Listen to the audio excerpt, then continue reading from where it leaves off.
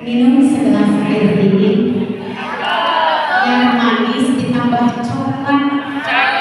Assalamualaikum para hadirin di KKG Kompes dengan semangat. Selamat siang semuanya Bapak Ibu. Seperti kata pepatah, tak kenal maka tak sayang. Jadi izinkan saya untuk memperkenalkan diri saya. Sudah terpampangnya yang cantik imut ya Bu. Nama saya Dewi Yanti. Saya berasal dari SD Negeri 1 Lawang Banteng, Kecamatan Sumaratu. Nah Bapak Ibu, saya mau nanya nih, sudah sarapan belum? Alhamdulillah yang sudah. Yang belum, mudah-mudahan kenyang mendengarkan pembahasan saya tentang penerapan segitiga restitusi.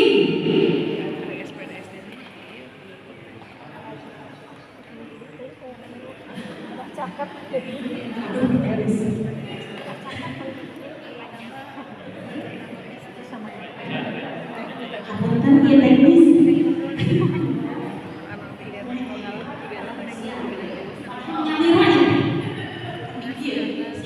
Baik Bapak Ibu, ini sertifikat yang sudah lolos validasi yang kemarin sudah divalidasi pada tanggal 23 November 2023. Macet Ibu, kenapa tidak Pak? Baik, jelaskan tentang penerapan segitiga restitusi. Baiknya kita mengenal dulu tentang disiplin, karena ini topiknya tentang disiplin positif ya. Bapak Ibu disiplin di sini yaitu belajar kontrol diri dengan menggali potensi kita agar tercapai tujuan mulia, yaitu seseorang yang kita ingin berdasarkan nilai-nilai yang kita hargai dan bermakna. Kemudian, Bapak Ibu, paniten kan ada ini panggilkan paniten. Nah, baik.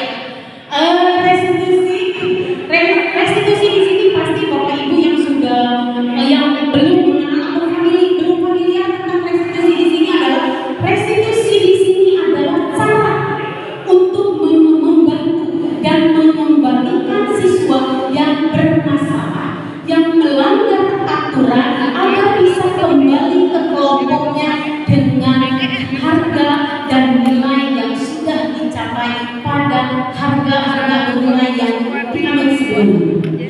Kemudian ciri-ciri restitusi di sini itu banyak. Di sini Ibu Bapak bisa membaca satu, tapi yang saya garis bawahi adalah restitusi ini adalah ciri yang terakhir. Jadi di sini kita gunakan restitusi untuk mengembalikan murid yang berbuat salah pada kelompoknya. Jadi jangan dibully.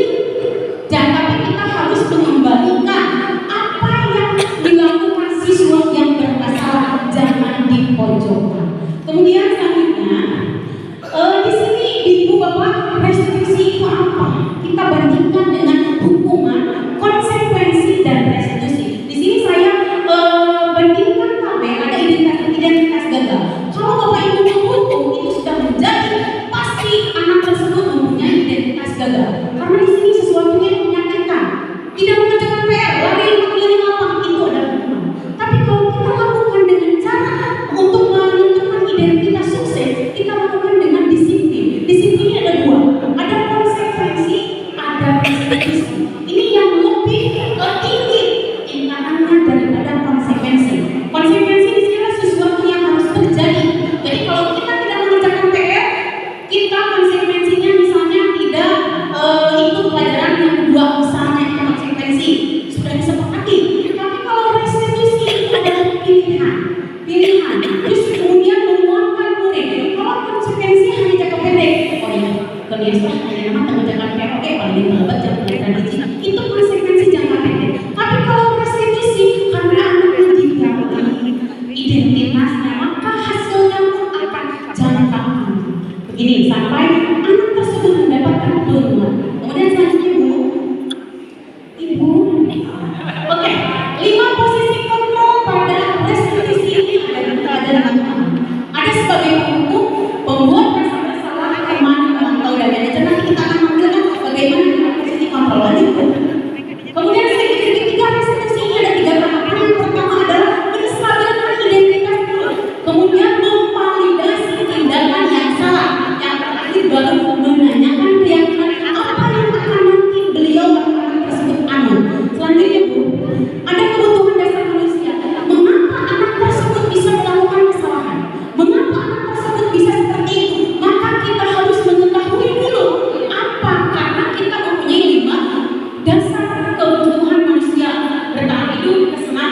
kebebasan kasih sayang. Jadi kita harus tahu mengapa anak tersebut melakukan kesalahan tersebut. Baik Bu, selanjutnya. Nah, contoh kasusnya di sini yang paling familiar yang terjadi di kelas saya pada saat pembelajaran di kelas ketika guru sedang menilai tugas. Ada dua siswa laki-laki yang bernama Ajwa dan Asri saling dorong dan hampir berkelahi antara Cantong Joko.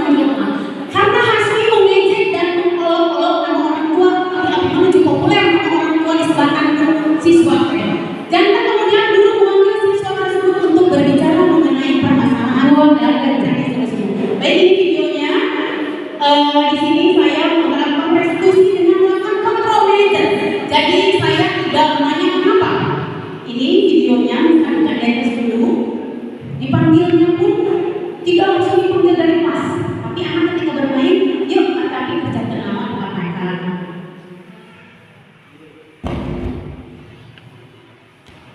Nah, harus ragu gitu ya. Bagaimana kenapa tadi mendorong sana jawab? Jadi bukan